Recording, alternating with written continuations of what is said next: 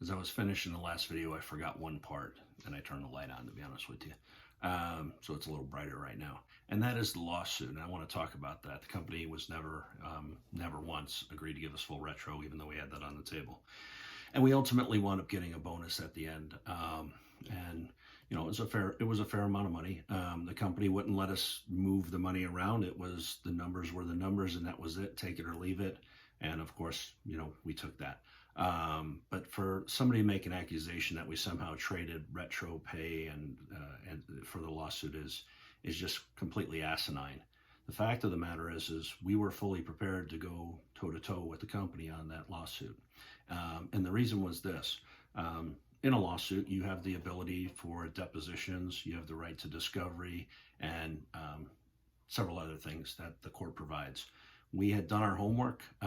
Very proud of the guys that worked on that case pretty much every day.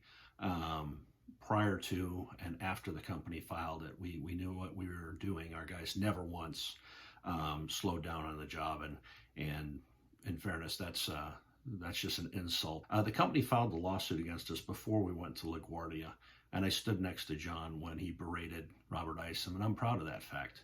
Robert Isom deserved that day, because what he was doing was belittling the mechanics prior to that.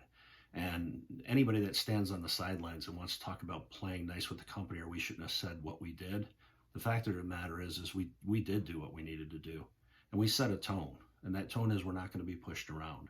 So I'll leave it at that. What I will say, though, on the other side is do a little research on AMFA's lawsuit. See what they settled out for.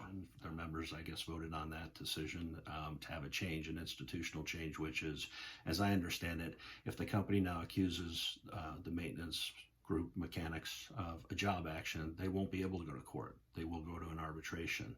Completely different than a legal case. And I think if that is true, they've really set themselves or their mechanics up for a lot of penalty if that process is as I read and understand it. They settled that out over there with them, and whatever happens in the future. Hopefully their mechanics don't get jammed up on it.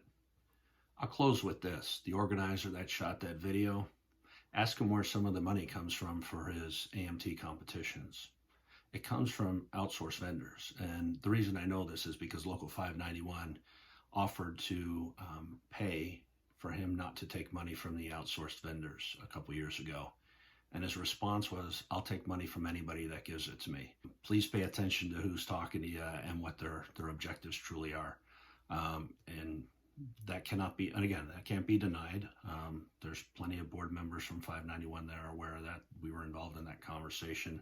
We made that offer, and we were told that there was no interest in that he would take money from anybody that gave him to him. In fact, another piece of that I'll just mention is, you know, American has an AMT award, and Al Blackman's been a mechanic at American for the longest time ever, and anybody that knows Blackie surely would have been proud if that award was named after him, but somehow it didn't get named after him, and it's quite a shame. So I'll leave it at that. Again, just do your homework, guys. That's all I'm asking you. Do your research, do your homework, ask a lot of questions, and you'll find out a lot of facts. And really, when you get the answers, fact check them, please. Do the fact checking. Thank you.